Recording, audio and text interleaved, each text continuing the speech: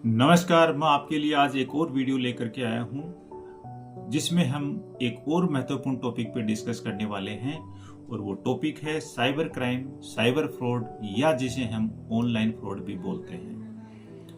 आप सभी आए दिन किसी न किसी न्यूज़पेपर या फिर टीवी चैनल पर ऑनलाइन फ्रॉड या ठगी की खबरें पढ़ते और सुनते ही होंगे कि आज उस जगह उस महिला या पुरुष के खाते से इतने पैसे निकल गए। और इंडिविजुअल को पता तब चलता है जब उनके पास ट्रांजैक्शंस के मैसेज आते हैं या फिर वो अपना अकाउंट चेक करते हैं। इसलिए हमारे लिए ये जरूरी हो जाता है कि हमें साइबर क्राइम के प्रति व अपनी सुरक्षा के प्रति जागरूक होना चाहिए ताकि इस तरीके की कोई ठगी या अवैध गतिविधि हमारे साथ कम से कम ना हो। हम यह भी जानते हैं कि आज हम एक डिजिटल युग में जी रहे हैं। हमारी लाइफ में इलेक्ट्रॉनिक डिवाइसेस जैसे कि मोबाइल फोन, लैपटॉप, कंप्यूटर्स का बहुत बड़ा रोल है।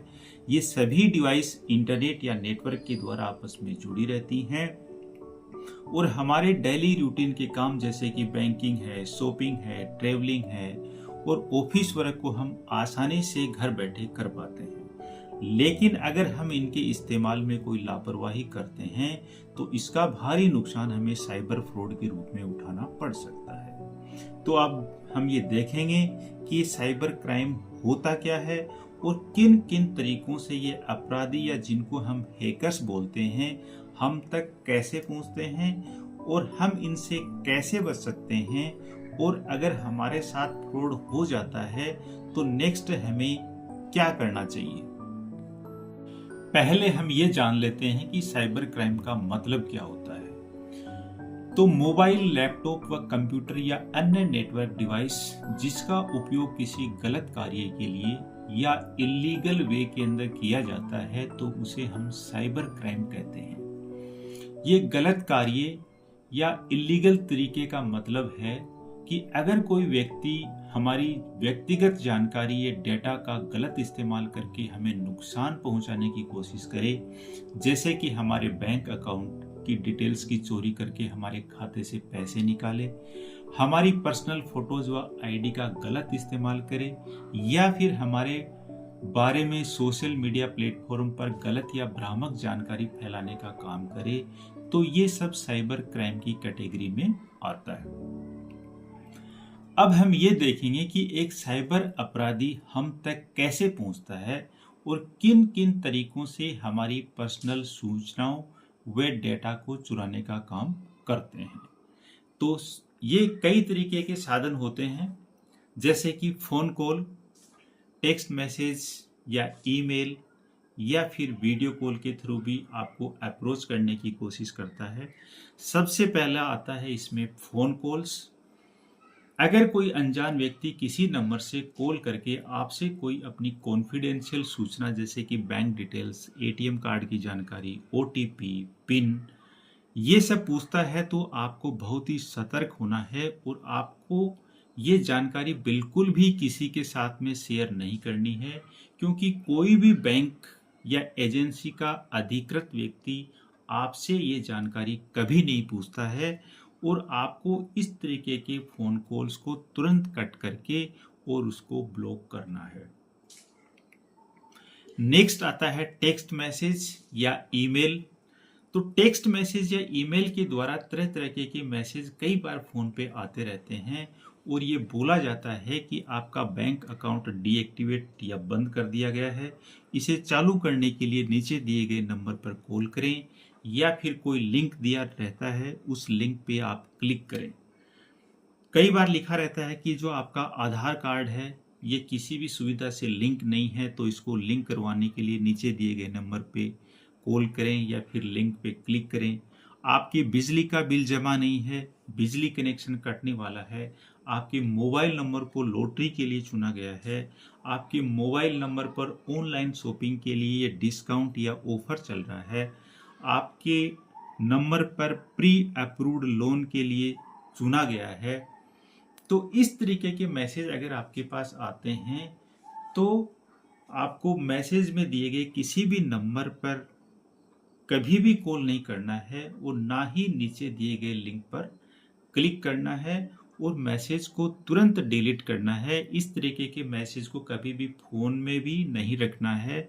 अगर कई बार गलती से भी भूलवश भी अगर ऐसे लिंक पे क्लिक हो जाता है तो आपकी सूचनाएं इन्फॉर्मेशन तुरंत अगले आदमी तक पहुंच सकती हैं। आजकल वीडियो कॉल के थ्रू भी एक नया स्कैम शुरू हुआ है, जिसमें आपके पास एक वीडियो कॉल आता है और जैसे ही आप उठाते हैं तुरंत आपकी रिकॉर्डिंग शुरू हो जाती है और आपके अश्लील फोटोज व वीडियो के साथ आपको ब्लैकमेल करना शुरू कर दिया जाता है। अतः आपको अननोन नंबर के वीडियो कॉल कभी भी नहीं उठाने हैं जब तक आप सामने वाले को अच्छी तरीके से जानते ना हों। अब हम बात करते हैं साइबर सिक्योरिटी की, यानी कि हमें क्या करना चाहिए जिससे कि हम इन साइबर फ्रॉड से बच सकें। अपने मोबाइल को कभी भी किसी अननोन पर्सन के हाथ में ना दें। कई बार हम गुड फेथ में ये कर बैठते हैं और हमारे साथ फ्रॉड हो जाता है। अपने मोबाइल फ़ोन, लैपटॉप या कंप्यूटर को हमेशा अपडेट रखें, यानी कि उसमें जो भी सिस्टम सॉफ्टवेयर है उसका लेटेस्ट वर्जन इस्तेमाल करें और उसको टाइम टू टाइम अपडेट करते रहें।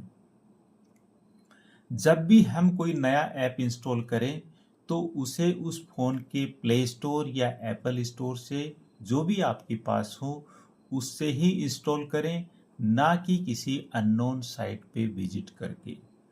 हमेशा अपने फ़ोन में जेन्युइन ऐप का ही इंस्टॉल करें। इंस्टॉल करने से पहले ये ज़रूर देख लें कि इस ऐप को किस कंपनी ने बनाया है, उसके रिव्यू पढ़ लीजिए, उसके कितने डाउनलोड्स हैं वो पढ़ लीजिए। ओबियसली जो ऐप ज़्यादा अच्छा होगा, जो जेन्युइन होगा, उसके डाउनलोड भी अच्छे मिलेंगे और उसके रिव्यू भी अच्छे मिलेंगे। अपने सिस्टम को हमेशा एंटीवायरस से प्रोटेक्टेड रखें।